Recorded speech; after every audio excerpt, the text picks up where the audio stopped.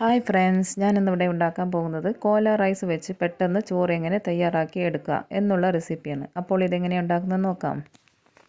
കോല അരി എടുക്കുമ്പോൾ ഏത് ഗ്ലാസ്സാണ് അളവിനെടുക്കുന്നത് അതേ ഗ്ലാസ്സിൽ തന്നെ ആയിരിക്കണം വെള്ളത്തിൻ്റെ അളവും എടുക്കേണ്ടത്. ഞാനിവിടെ 2 ഗ്ലാസ് അരിയാണ് എടുക്കുന്നത്. കഴുകി വൃത്തിയാക്കിയ ശേഷം അരി അളക്കാനെടുത്ത അതേ ഗ്ലാസ്സിൽ തന്നെ 1 ഗ്ലാസ് അരിക്ക് 2 ഗ്ലാസ് വെള്ളം എന്ന അളവിലാണ് എടുക്കേണ്ടത്.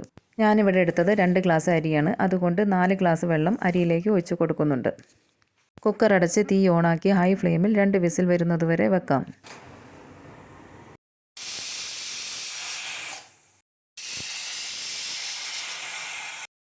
രണ്ട് വിസിൽ ഇവിടെ വന്നിട്ടുണ്ട്. കുക്കറിൻ്റെ പ്രഷറെല്ലാം പോയതിനു ശേഷം തുറന്നപ്പോൾ ചോറ് വെന്തിട്ടുണ്ട്. ഇനി കുക്കറിൽ നിന്നും എടുത്ത് വേറെ പാത്രത്തിലേക്കാക്കി എടുക്കാം.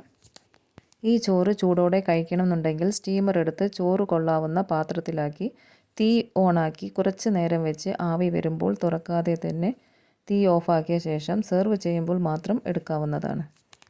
ചോറ് തണിഞ്ഞു വരുമ്പോൾ ഇതുപോലെ ഉണ്ടാകും. 3 പേർക്ക് സെർവ് ചെയ്യാവുന്ന ചോറാണ് ഞാനിവിടെ ഉണ്ടാക്കിയത്. നിങ്ങൾ ഉണ്ടാക്കി നോക്കിയിട്ട് ഫീഡ്ബാക്ക് അറിയിക്കാൻ മറക്കരുത്. ഇഷ്ടപ്പെട്ട ഫ്രണ്ട്സും റിലേറ്റീവ്സിനൊക്കെ ഷെയർ ചെയ്യണേ. പുതിയൊരു റെസിപ്പി ആയിട്ട് വരുന്നത് വരെ നന്ദി, നമസ്കാരം.